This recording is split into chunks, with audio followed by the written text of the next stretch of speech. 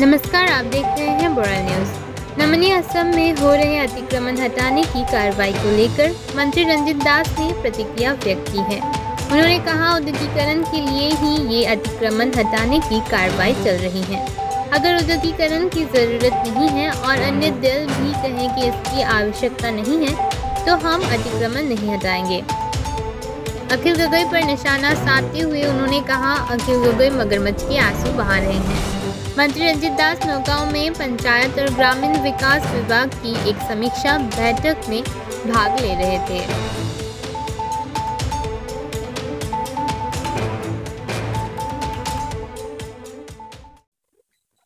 এই বিষয়টো অভিযোগ ময়ো নোপোৱা নহয়, কিন্তু এই বিষয়টো ধৰক আপোনালোকৰ ওচৰতো আহিছে, মোৰ ওচৰতো আহিছে, কিন্তু কোনো লিখিত ওপৰত কোনো প্ৰাক্ কমিশ্যনাৰে লিখিত ওপৰত দিয়া নাই বা কোনো যিসকলে সভাপতিৰ প্ৰাৰ্থী তেওঁলোকে এই বিষয় লৈ পেলাই লিখিত ওপৰত দিয়া নাই।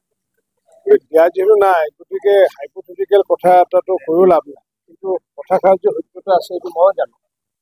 কাৰণ কিয় এইটো মই বিভিন্ন ঠাইত মই অনুমান কৰিছোঁ বা মোৰো দৃষ্টিগোচৰ হৈছে বা মোৰ কাণ চুৱাইছে, কিন্তু যিহেতু লিখিত ওপৰত একো নাহিলে আমি কোনো ধৰণৰ অভিযোগ আমি নাপালে কোনো লিখিত ব্যৱস্থা ল'ব নোৱাৰোঁ। যাৰ কাৰণে এইটো আমি শুনি থকা কথাহে হৈছে, কিন্তু প্ৰেক্টিকেলি কোনো ধৰণৰ তথ্য বা প্ৰমাণ বা তেনেকুৱা কোনো অভিযোগ এতিয়ালৈ পোৱা নাই।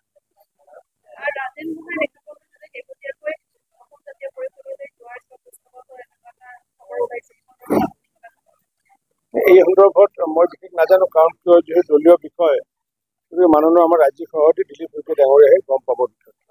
বিধানসভা নিৰ্বাচন তাৰ পূৰ্বে তিনি গগৈ পুনৰ এখন সভা সেই সন্দৰ্ভত ক'বলগীয়া একো নাই, কাৰণ এইটো পূৰ্বতো তেনেকুৱা একত্ৰিত হৈছিলে। বিশেষকৈ আমি জানো যে নিৰ্বাচন যেতিয়া আহে, নিৰ্বাচন অহাৰ আগে আগে তৃতীয় মৰ্চা, চতুৰ্থ মৰ্চা বা বিভিন্ন ধৰণৰ ফ্ৰণ্ট, এইবোৰ নিৰ্বাচনৰ আগে আগে থাকে।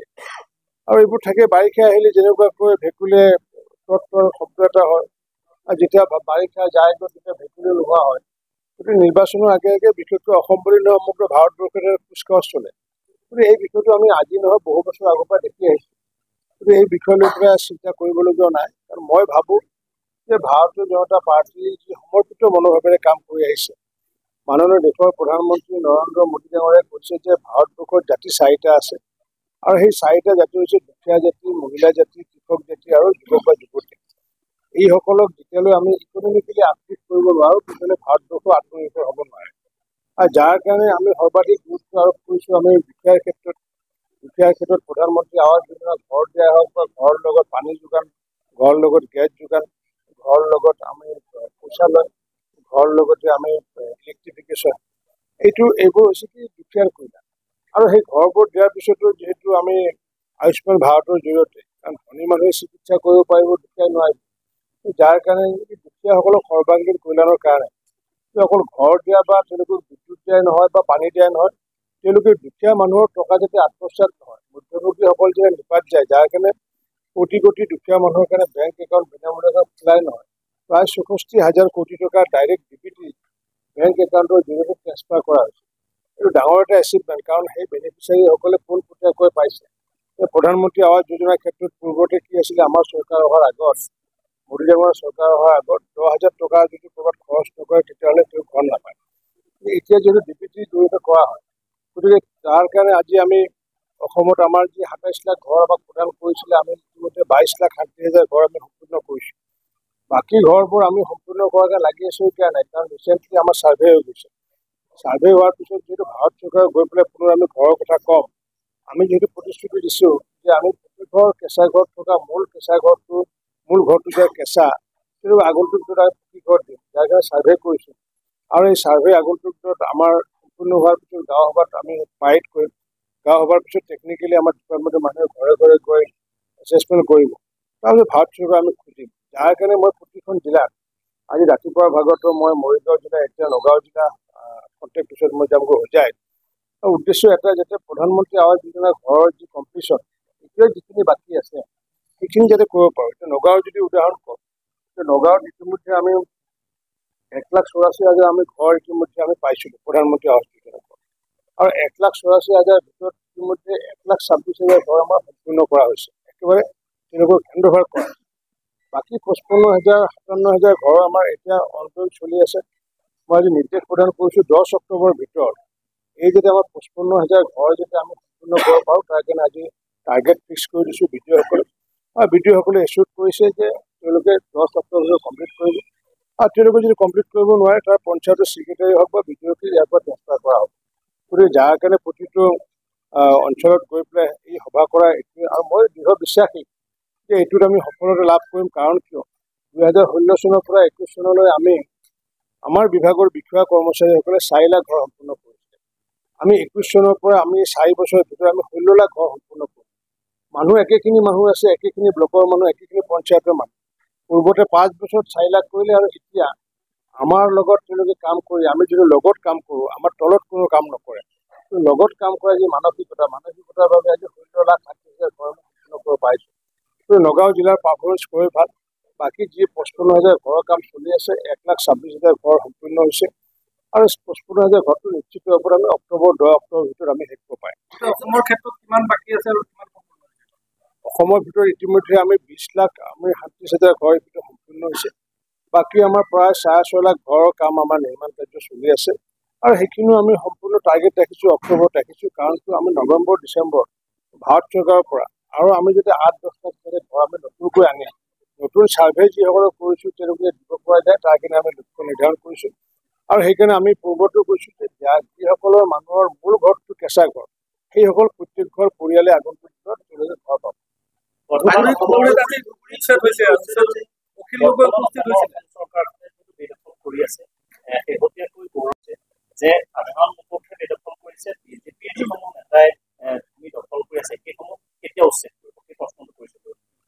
মই তেখেতে কি প্ৰশ্ন কৰিছে মই সেইটো উত্তৰ দিবলৈ নাযাওঁ। কিন্তু আজি যেতিয়া বিৰোধী দলে যেতিয়া উদ্যোগীকৰণ নহয় তেতিয়াও চৰকাৰৰ কেঁচা দিয়ে যে অসমত উদ্যোগীকৰণ হোৱা নাই, স্থবিৰ হৈ গ'ল, থকা উদ্যোগবোৰ নোহোৱা হৈ গ'ল। আৰু যাৰ কাৰণে মুখ্যমন্ত্ৰী ডক্টৰ হিমন্ত বিশ্ব শৰ্মা ডাঙৰীয়াই প্ৰচেষ্টা চলাইছিল যে আমি যেতিয়ালৈ আমি উদ্যোগীকৰণ নকৰোঁ তেতিয়ালৈ আমি অসমখন বিকাশ কৰিব নোৱাৰোঁ। অসমখনত অকল হাইৱে, অভাৰব্ৰিজ, মেডিকেল কলেজ কৰি পেলাই আমি অসমখন আমি বিকশিত কৰিব নোৱাৰিম। বিকশিত কৰাৰ কাৰণে কেইবাটাও পেৰামিটাৰ আছে। তাৰ ভিতৰত অন্যতম পেৰামিটাৰ হৈছে ইণ্ডাষ্ট্ৰিয়েলাইজেশ্যন।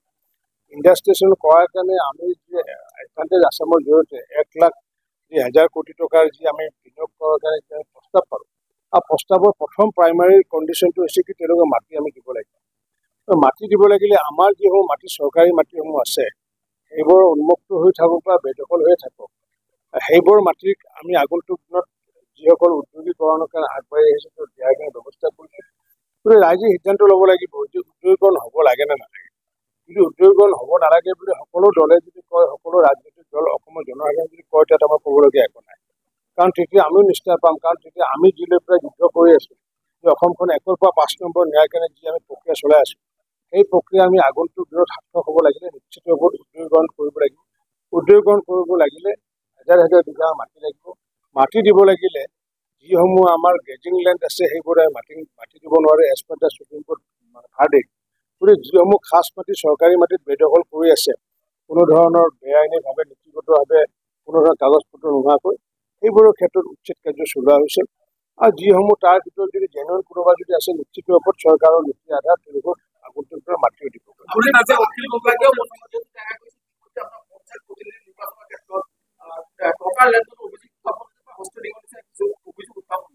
সেই কথাখিনি মই পূৰ্বতে ক'লো, প্ৰথম অৱস্থাতে ক'লো সেই কথাখিনি।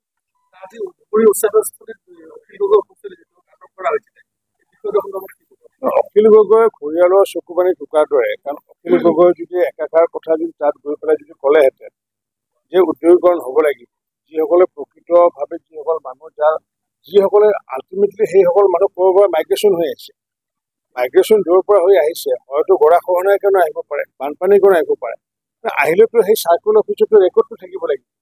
সেই চাৰ্কুল অফিচত যদি ৰেকৰ্ড আছে তেতিয়াহ'লে তেওঁলোকক পুনৰ সংস্থাপনৰ ব্যৱস্থা কৰা হ'ব। কিন্তু কোনো ৰেকৰ্ড নাই। আজি মই আহি পেলাই নগাঁৱত মই ঘৰ বান্ধিলোঁ, মই আহি পেলাই ক'লোঁ যে মই গৰাখহনীয়াত উৎসাহিত হৈ পেলাই আহিছোঁ, ক'লেই নহ'ব নহয়। মই তাত বৰপেটা জিলাত মই যে গৰাখহনীয়াত উৎসাহিত হৈ আহিছোঁ সেই ৰেকৰ্ডত থাকিব লাগিব।